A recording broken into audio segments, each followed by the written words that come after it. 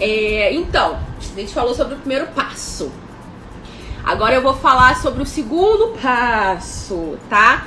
O segundo passo é o seguinte: você tem que saber identificar as técnicas bases. O que são as técnicas bases, né? São aquelas primeiras técnicas que você vai usar para estruturar o seu corpo.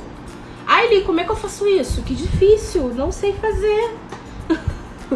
Olha, a gente tem que identificar muito bem essas técnicas, principalmente quando a gente trabalha com bonecos para decoração, né? Bonecos que precisam de ter um peso maior para conseguirem ficar em pé ali, sem que eles fiquem caindo a todo momento. Já pensou o boneco cair em cima de um bolo? Hoje em dia o pessoal tá usando muito buttercream, chantilly, e aí bate ali, suja. Olha só que perigo, não dá, né? Então a gente tem que ter um boneco bem estruturado. Então como é que eu vou identificar isso?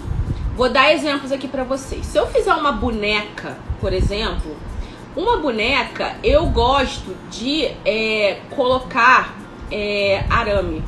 Mas eu coloco o arame com uma técnica bem específica, né? Eu boto o arame, eu uso o arame para artesanato, o arame de base, aquele que você faz para flor. Eu uso o número 20, mas você pode usar o arame galvanizado, aquele bem molinho, eu não lembro qual é a numeração dele, mas ele é um bem molinho. Por que ele tem que ser molinho? Ele não pode ser aquele duro, porque você vai precisar dobrá-lo pra ficar aquele arquinho, e embaixo aquela ponta que vai ficar, você tem que dobrar novamente. Pra quê? Pra não correr o risco, sei lá, alguma criança pega aquilo, brinca e fura o feltro e aí machuca a criança. Olha a responsabilidade. É por isso que eu não gosto de usar palito de churrasco, porque o palito de churrasco ele corre um risco muito alto de quebrar. E aí fica aquelas pontas, e aquelas pontas podem furar o feltro. E por que eu não uso o arame galvanizado, aquele que é mais duro? Porque a gente tem que cortar e deixar o arame com aquela ponta, né? Geralmente o pessoal deixa o arame com aquela ponta assim pra cima e enfia na cabeça aquela ponta. Eu também não gosto de fazer isso, porque eu tenho medo de causar algum acidente. Então eu faço dessa maneira, dobrando sempre as duas pontas, né? Eu faço o arame duplo, eu pego um pedaço assim, dobro, aí ele fica, né, daquele jeitinho bonitinho. Acho que eu não tenho. Deixa eu ver se eu tenho algum pedaço de arame aqui. Tenho. Vou mostrar aqui pra vocês. Ó. O arame é esse aqui. É o arame de base. Esse aqui é o número 20. O que eu faço? Eu pego um pedaço de mais ou menos 30, 35 centímetros. Vai depender do boneco, da peça que você vai fazer. E aí você vai dobrar, ó, juntando as duas pontinhas aqui embaixo. Olha que facilidade, você faz com a mão, tá vendo? Faça isso aqui, ó, tá? Juntei aqui, ó. E aí eu dou uma torcidinha nesse arame, ó. Dou uma torcidinha.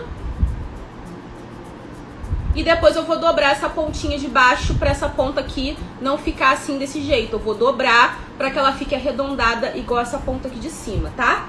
Então é assim que eu uso. E aí depois disso, né, eu ainda coloco esse arame dentro de duas partes de feltro para ficar completamente seguro, para não correr risco nenhum. Eu nunca tive problema.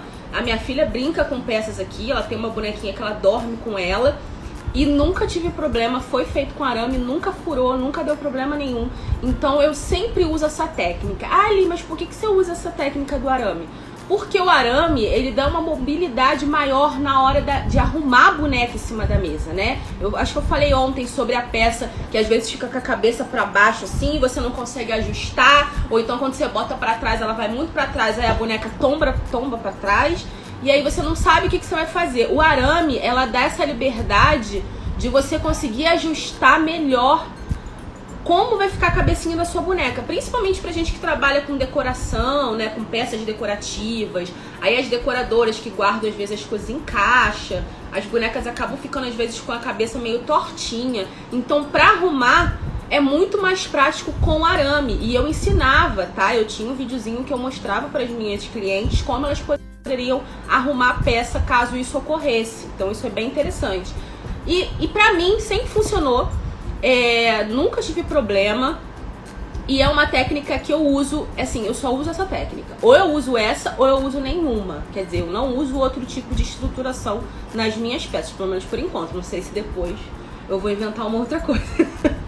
Mas por enquanto, é a única técnica que eu uso pra estruturar. Tanto peças de boneco, boneca, quanto bichinhos também, que às vezes são maiores, aí precisam de uma estruturação maior na cabeça pra segurar o peso e tal. E aí eu uso o arame pra segurar e deixar a peça mais estruturada.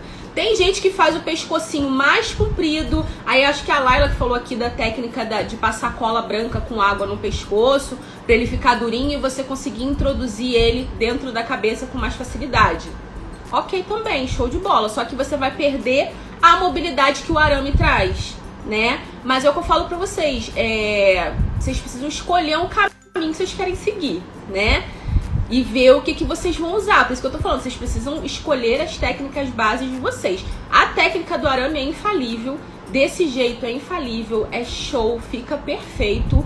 E vocês vão perceber que a peça de vocês, ela vai te dar uma segurança maior na hora de entregar pro cliente, porque a peça não vai cair, gente. Isso aí que é coisa mais maravilhosa.